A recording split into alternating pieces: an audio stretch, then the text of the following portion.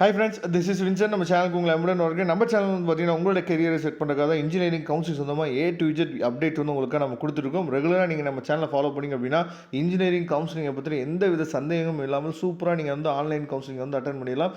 அதனால நம்ம சேனலை ரெகுலராக ஃபாலோ பண்ணுங்கள். இன்றைக்கி நம்ம பார்க்க போகிற வீடியோ என்ன அப்படின்னா, அதாவது இன்ஜினியரிங் கவுன்சிலிங் நாம் அட்டன் பண்ண போகிறோம். அப்போ அட்டன் பண்ணும்போது என்ன ஸ்டேஜஸ்லாம் இருக்குது, இன்ஜினியரிங் கவுன்சிலிங்கில் என்னென்ன ஸ்டேஜஸ் வந்து இருக்குது, சரியா? நாம் எதுக்கெல்லாம் தயாராக இப்போயே இருக்க வேண்டும் அப்படிங்கிறத பற்றி தான் நாம் என்ன பண்ண போகிறோம் அப்படின்னா தெளிவாக நம்ம பார்க்க போகிறோம். அதனால் இந்த வீடியோ ஸ்கிப் பண்ணாமல் லாஸ்ட் வரைக்கும் பாருங்கள். அதே மாதிரி நிறையா காலேஜஸில் என்ன பண்ணுறாங்க அப்படின்னா, இப்போ நீங்கள் போய் காலேஜை விசிட் பண்ண போனீங்க அப்படின்னாவே அப்ளிகேஷன் ஃபார்ம் வந்து ஃபில் பண்ணி தான் காலேஜை விசிட் பண்ணுறதுக்கே அலோவ் பண்ணுவாங்க. அப்போ நிறையா காலேஜஸில் மேனேஜ்மெண்ட் கோட்டாவுக்கு அப்படியே மாற்றி விட்டுருவாங்க அப்படிங்கிற பயம் உங்களுக்கு இருக்கும், சரியா? அப்போ எந்த காலேஜில் நான் வந்து அப்ளிகேஷன் போட்டேன் அப்படின்னா எனக்கு வந்து மேக்ஸிமம் கவுன்சிலிங் சீட்டாக எடுத்து கொடுக்குறதுக்கு எனக்கு ஹெல்ப் பண்ணுவாங்க சார் அப்படிங்கிற விஷயம் வந்து உங்களுக்கு தெரியல அப்படின்னா, நீங்கள் நம்ம நம்பரை பார்த்துருப்பீங்க, சரியா? நம்ம நம்பருக்கு எப்போ வேணாலும் நீங்கள் தொடர்பு கொள்ளுங்கள். அப்படி நீங்கள் நம்ம நம்பர் உங்களுக்கு இல்லை அப்படின்னா நான் டிஸ்கிரிப்ஷன் பாக்ஸில் நம்ம நம்பர் கொடுத்துருக்கேன், எடுத்து நீங்கள் கண்டிப்பாக தொடர்பு கொள்ளுங்கள். நாம் உங்களுக்கு ஹெல்ப் பண்ணுறதுக்கு ரெடியாக இருக்கிறோம். ஏன்னா எல்லா தமிழ்நாட்டில் கூடிய எல்லா காலேஜுமே நீங்கள் என்ன, முக்கியமாக சென்னை கோயம்புத்தூர் கூடிய எல்லா காலேஜும் நீங்கள் போய் ஏறி இறங்க முடியாது. ஆனால் நம்மளோட பசங்க எல்லா பக்கமே படிக்கிறதுனால நாம் ஃபீட்பேக் எடுத்து என்னாச்சு பார்த்தா உங்களுக்காக கரெக்டான வே வந்து உங்களுக்கு கொடுக்க முடியும். அதனால் நீங்கள் உங்களுக்கு ஹெல்ப் வேணும் அப்படின்னா எப்போ வேணாலும் தொடர்பு கொள்ளுங்கள். ஓகே, அதாவது ஃபஸ்ட்டு நம்மளை என்ன பண்ணுவாங்க அப்படின்னா, நம்ம ஏற்கனவே ஆன்லைன் அப்ளிகேஷன் வந்து எப்படி ரிஜிஸ்ட்ரேஷன் பண்ணுறது, எப்படி போடுறது அப்படிங்கிற எல்லா விஷயமே உங்களுக்கு ஏற்கனவே நம்ம சொல்லி கொடுத்துருக்கோம். அந்த வீடியோலாம் நீங்கள் பார்த்துருப்பீங்க. சப்போஸ் வீடியோ பார்க்கல அப்படின்னா மேலே உங்களுக்கு ஐகானில் ஷோ ஆகும், அதை பாருங்கள். அந்த வீடியோலாம் நீங்கள் பார்த்துட்டு வந்தீங்கன்னா தெரியும், ஓகேவா? அப்போ நமக்கு வந்து அப்ளிகேஷன்லாம் போட்ட பின்னாடி நமக்கு வந்து ரேங்க்லாம் வந்துடும். ரேங்க் வந்த பின்னாடி நம்மளை இந்த மாதிரி தான் பிரிப்பாங்க, சரியா? அதாவது first round, second round, third round அப்படின்னு சொல்லி நம்மளை பிரிப்பாங்க. இப்போ லாஸ்ட் இயர் நம்ம கம்பேர் பண்ணும்போது ஃபஸ்ட் ரவுண்ட் எடுத்துட்டோம் அப்படின்னா 200 கட் ஆஃப்லேருந்து 179 வரைக்கும் என்னாச்சு பார்த்தா ஃபஸ்ட் ரவுண்ட் வந்திருக்காங்க. அதாவது ரேங்க் எடுத்துட்டோம்னா ஜென்ரல் ரேங்க்கு ஃபஸ்ட் ரேங்க்லேருந்து 39,145 ரேங்க் வரைக்கும், அதாவது கிட்டத்தட்ட 40,000 பேர்கிட்ட என்ன பண்ணுறாங்கன்னு சொல்லி பார்த்தீங்கன்னா, இல்லை 39,000 பேர்கிட்ட என்ன பண்ணுறாங்க அப்படின்னா ஃபஸ்ட் ரவுண்ட்லேயே கலந்துக்கிறாங்க. அப்போ இதே மாதிரி தான் இந்த வருஷமும் வர்றதுக்கு வாய்ப்பு இருக்குது. அதாவது கட் ஆஃப் இன்க்ரீஸ் ஆகலை, ஆனால் உங்களுக்கு அந்த ரேஷியோ ஒரு குறிப்பிட்ட மார்க்குக்குள்ளே அதிக பசங்க இருக்கிறாங்க. அதுதான் இங்கே வந்து மிகப்பெரிய ஒரு ஃபேக்டாக இந்த வருஷம் இருக்கிறதுக்கு வாய்ப்புகள் இருக்குது, ஓகேவா? அடுத்து ரவுண்ட் 2 எடுத்துட்டிங்கன்னா 178.9லேருந்து 143.08 வரைக்கும் இருக்கிறாங்க. ரேங்க்குன்னு எடுத்துட்டோம் அப்படின்னா 39,146லேருந்து 13, அதாவது 1,37,710 வரைக்கும் என்னாச்சு பார்த்தா இருக்கிறாங்க, ஓகேவா? அடுத்து ரவுண்ட் 3 எடுத்துட்டீங்க அப்படின்னா 143லேருந்து 77 வரைக்குமே ரவுண்ட் 3ல இருக்காங்க. ரேங்க்னு எடுத்துட்டோம்னா 1,37,711லேருந்து 2,39,299 வரைக்கும் இருக்கிறாங்க. நான் திரும்பவும் சொல்கிறேன், நீங்கள் பிலோ 150 இருந்தீங்க அப்படின்னாவே ஒரே ஒரு தடவை நமக்கு கால் பண்ணுங்கள். நாம் சரியான கைட்லைன்ஸ் உங்களுக்கு கொடுக்கலாம். ஏன்னா கிட்டத்தட்ட 1,37,000 பேர் சீட் எடுத்ததுக்கப்புறம் நீங்கள் போய் ஒரு கவுன்சிலிங்கில் கலந்துட்டீங்க அப்படின்னா எந்த காலேஜில் சீட் இருக்கும், எப்படி இருக்கும் அப்படிங்கிறத பாருங்கள். நீங்கள் கவுன்சிலிங்கை முடிச்சுட்டு திரும்ப காலேஜில் போய் மேனேஜ்மெண்ட் கோட்டா போடலாம் அப்படிங்கிற ஒரு எண்ணத்துக்கு போனீங்க அப்படின்னா பயங்கரமாக வியாபாரம் பண்ணுவாங்க. 2 லட்சம் டொனேஷன் கொடு, 3 லட்சம் டொனேஷன் கொடுன்னு சொல்லிட்டு டயர் 3 காலேஜஸ் கூட என்ன பார்த்தா டிமாண்ட் பண்ணுவாங்க. அதெல்லாம் நடந்திருக்கு. வருஷம் நம்மளோட எக்ஸ்பீரியன்ஸ் வச்சு தான் இந்த விஷயத்தெலாம் சொல்கிறோம். ஓகே, ஃபஸ்ட்டு கவுன்சிலிங் எப்படி சார் ஸ்டார்ட் பண்ணுவாங்க அப்படிங்கிறத முதற்கொண்டு ஃபுல் அண்ட் ஃபுல் நம்ம என்னாச்சு பார்த்தா இந்த வீடியோவில் நம்ம என்னாச்சு பார்த்தா பார்த்துடலாம்.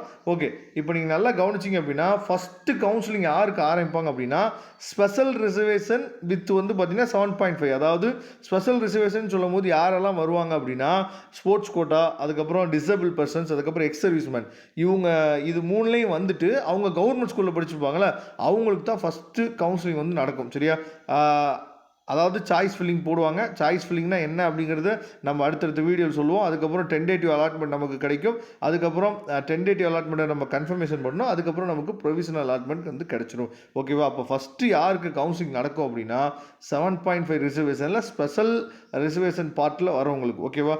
அதுக்கப்புறம் செகண்ட் கவுன்சிலிங் யாருக்கு நடக்கும் அப்படின்னா செகண்டாக ஸ்பெஷல் ரிசர்வேஷன் கேட்டகரியில் ஜென்ரலில் வரவங்க.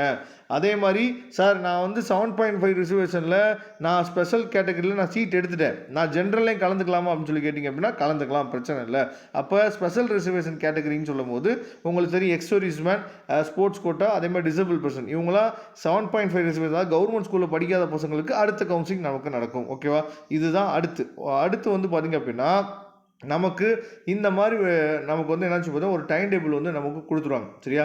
யாருக்கு அப்படின்னா ஜென்ரல் கவுன்சிலிங். இதுதான் வந்து எல்லா பேத்துக்குமே நடக்கக்கூடிய கவுன்சிலிங். இது மேலே இருக்கிறது எல்லாமே வந்து பார்த்தீங்க அப்படின்னா, இது எல்லாமே உங்களுக்கு வந்து ஸ்பெஷல் ரிசர்வேஷன் கவுன்சிலிங். அதில் வந்து நம்ம வந்து என்ன பண்ண முடியாதுன்னு சொல்லி பார்த்தீங்கன்னா, சில பேர் அதில் கலந்துக்கவே முடியாது. அப்போ நமக்கு இருக்க இந்த ஜென்ரல் அகாடமிக் சரியா? ஜென்ரல் அகாடமிக் இருக்குது பார்த்தீங்களா? இதுதான் வந்து ரொம்ப ரொம்ப முக்கியமான விஷயம். அடுத்து முக்கியமாக நம்ம பார்க்க வேண்டியது இந்த அகாடமிக் அண்ட் ஒகேஷனல் இருக்குது பார்த்தீங்களா? இந்த ஒகேஷனல் வந்து ரொம்ப முக்கியமானது. நான் திரும்ப திரும்ப நிறைய வீடியோ சொல்லிகிட்டே இருக்கேன். நீங்கள் ஒகேஷனல் குரூப் படிச்சுட்டு இருக்கீங்க அப்படின்னா தயவுசெய்து ஒரே ஒரு தடவை கால் பண்ணுங்கள். ஏன்னா ஒகேஷனல் கவுன்சிலிங்கோட சீட் மேட்ரிக்ஸை பார்த்தீங்கன்னா ரொம்ப ரொம்ப குறைவாக தான் இருக்கும். அப்போ நீங்கள் விரும்புகிற காலேஜில் நீங்கள் விரும்புகிற கோர்ஸ் வந்து கிடைக்காது. அது உங்களோட கம்யூனிட்டியில் அந்த காலேஜில் கோர்ஸஸே இருக்காமல் கூட போகலாம். அதனால் தயவுசெய்து ஒகேஷனல் கவுன்சிலிங்கில் நீங்கள் இருந்தீங்க அப்படின்னா, அதாவது ஒகேஷனல்னால் யார் அப்படின்னா மேக்ஸ் சப்ஜெக்ட் மட்டும் மெயினாக இருக்கும். ஃபிசிக்ஸ் கெமிஸ்ட்ரிலாம் அவங்களுக்கு இருக்காது. ஆனால் அடிஷனலாக இன்னொரு சப்ஜெக்ட் வந்து எடுத்து படிச்சிருப்பாங்க சரியா? அந்த மாதிரி இருந்தீங்க அப்படின்னா நீங்கள் தயவுசெய்து கால் பண்ணுங்கள், நாம் உங்களுக்கு ஹெல்ப் பண்ணலாம். ஓகே, இப்போ தான் நம்ம வரோம் ஜென்ரல் கவுன்சிலிங்கில் என்னென்ன இருக்குது அப்படிங்கிறத பாருங்கள். ஃபஸ்ட்டு நமக்கு வந்து ஃபஸ்ட் ரவுண்ட் யார், செகண்ட் ரவுண்ட் யார் அப்படின்னு சொல்லி நமக்கு என்ன பண்ணிடுவாங்க அப்படின்னா நம்மளே ஸ்ப்ளிட் பண்ணிடுவாங்க. ஃபஸ்ட் ரவுண்ட் யார், செகண்ட் ரவுண்ட் யார் நம்மளே ஸ்ப்ளிட் பண்ணிடுவாங்க. ஸ்ப்ளிட் பண்ண பின்னாடி நமக்கு வந்து இந்த மாதிரி என்னன்னு சொல்லி பார்த்தீங்கன்னா டேட் வந்து ஒதுக்கி கொடுப்பாங்க. ஃபஸ்ட்டு சாய்ஸ் ஃபில்லிங்க்கு வந்து 14, 15, 16 3 நாள் நமக்கு வந்து கொடுப்பாங்க சரியா? சாய்ஸ் ஃபில்லிங் பண்ணுறதுக்கு 3 நாள். சாய்ஸ் ஃபில்லிங்க்கு தான் நம்ம இப்போ என்ன பண்ணோம் அப்படின்னா ஆயத்தமாக இருக்கணும். அதுக்காக தான் இந்த வீடியோவே நம்ம அப்லோட் பண்ணிக்கோம். சாய்ஸ் ஃபில்லிங் நம்ம சொல்லும் போது ஃபஸ்ட் ரவுண்டுனா நீங்கள் தான் ஃப்ரெஷ்ஷு சரியா? அதுக்கு முன்னாடி ஸ்பெஷல் ரிசர்வேஷன் கவுன்சிலிங் மட்டும் தான் நடந்திருக்கும். அதனால் நீங்கள் தான் ஃப்ரெஷ்ஷாக இருப்பீங்க.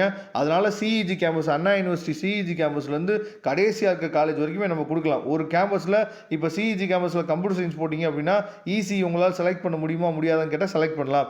அப்போ அந்த காலேஜில் இருக்கக்கூடிய எல்லா டிபார்ட்மெண்ட்டுமே எல்லா பிரான்ச்சஸுமே உங்களால் செலக்ட் பண்ண முடியும்.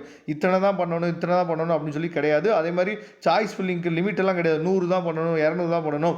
கிட்டத்தட்ட 3000 சாய்ஸ் ஃபில்லிங் பண்ண பசங்கள்லாம் இருக்கிறாங்க சரியா?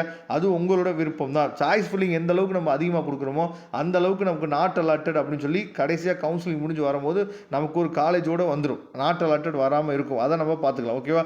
அப்போ சாய்ஸ் ஃபில்லிங்க்கு 3 நாள் கொடுக்குறாங்க. அதுக்கப்புறம் release of tentative allotment. Release of tentative அலாட்மெண்ட்னா என்ன அப்படின்னா நமக்கு டென்டேட்டிவாக ஒரு அலாட்மெண்ட் நமக்கு கிடைச்சிடும். நீங்கள் 300 காலேஜ் கொடுத்தாலும் உங்களுக்கு கிடைக்க போகிறது ஒரே ஒரு காலேஜ் தான் சரியா? நீங்கள் 7.5 ரிசர்வேஷனாக இருந்தீங்க அப்படின்னா உங்களுக்கு 2 காலேஜ் கிடைக்கும். 7.5 ஒரு காலேஜ் கிடைக்கும், ஜென்ரல் ஒரு காலேஜ் கிடைக்கும். அதில் எந்த காலேஜ் உங்களுக்கு ஓகேவா இருக்கோ அதை நீங்கள் என்ன பண்ணலாம் சொல்லி எடுத்துக்கலாம் ஓகேவா? இது வந்து டென்டேட்டிவ் அலாட்மெண்ட்டை வந்து ரிலீஸ் பண்ண பின்னாடி நாம் என்ன பண்ணோம் அப்படின்னா கன்ஃபர்மேஷன் பண்ணணும். எனக்கு அந்த காலேஜ் பிடிச்சிருக்கு, எனக்கு இந்த காலேஜ் வந்து பிடிக்கல அப்படின்னு சொல்லி நம்ம என்ன பண்ணுறோம் அப்படின்னா கன்ஃபர்மேஷன் நம்ம பண்ணணும். அதுக்கு என்ன பண்ணுறாங்கன்னா 2 நாள் வந்து கொடுப்பாங்க.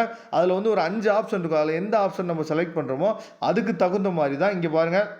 அதாவது release of provisional allotment for accepting and join candidates அப்படின்னு சொல்லி கொடுத்துருக்காங்கல்ல. நமக்கு வந்து அந்த ப்ரொவிஷனல் அலாட்மெண்ட் தான் நம்மளோட அலாட்மெண்ட் ஆர்டர். அப்போ 19ஆம் தேதி நமக்கு வந்து நினச்சி பார்த்தா கிடைக்குது. அப்போ என்ன பண்ணுறாங்க அப்படின்னா அந்த release of provisional allotment order இருக்குது பார்த்தீங்களா? அந்த ஆர்டர் தான் நமக்கு நிறைய இடத்துல யூஸ் ஆகும். நீங்கள் எஜுகேஷன் லோன் அப்ளை பண்ணுறதுக்கோ இல்லை மற்ற எல்லா இடத்துக்குமே அந்த ப்ரொவிஷனல் அலாட்மெண்ட் ஆர்டர் தான் நமக்கு வந்து ரிலீஸ் ஆகும். ஒருவேளை நீங்கள் அந்த ஆப்ஷனில் ஏதாவது மாற்றி கொடுத்தீங்க அப்படின்னா நீங்கள் டிஎஃப்சி சென்டர் போகிற மாதிரி இருக்கும். யார் டிஎஃப்சி சென்டர் போகணும், அவங்களுக்கு எப்போ அலாட்மெண்ட் ஆகும், இது எல்லாமே நம்ம என்ன பண்ணலாம் சொல்லி பார்த்தீங்கன்னா உங்களுக்கு அடுத்தடுத்த வீடியோவில் நம்ம கொடுக்குறதுக்கு ரெடியாக இருக்கும். டிஎஃப்சி சென்டர்னா என்னன்னு உங்களுக்கு தெரிஞ்சுக்கணும் நினைக்கிறேன்.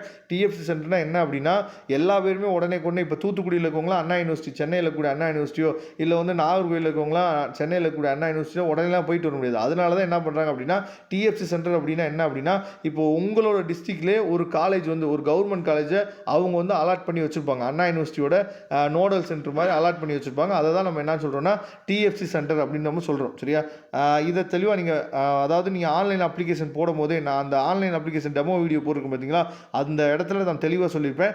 உங்கள் டிஸ்ட்ரிக்டில் ஒரு காலேஜை நீங்கள் செலக்ட் பண்ணி வைக்கணும். அப்போ தான் நீங்கள் என்ன பண்ண முடியும் அப்படின்னா அந்த சென்டருக்கு டிஎஃப்சி சென்டருக்கு நீங்கள் போய் என்ன பண்ண முடியும், கரெக்டாக உங்களோட அலாட்மெண்ட் ஆர்டரோ இல்லை ஏதோ சர்டிஃபிகேட் வெரிஃபிகேஷன் அப்போ டவுட்டோ இப்படி இருந்துச்சு அப்படின்னா நீங்கள் வந்து செக் பண்ணி முடிக்க முடியும் ஓகேவா?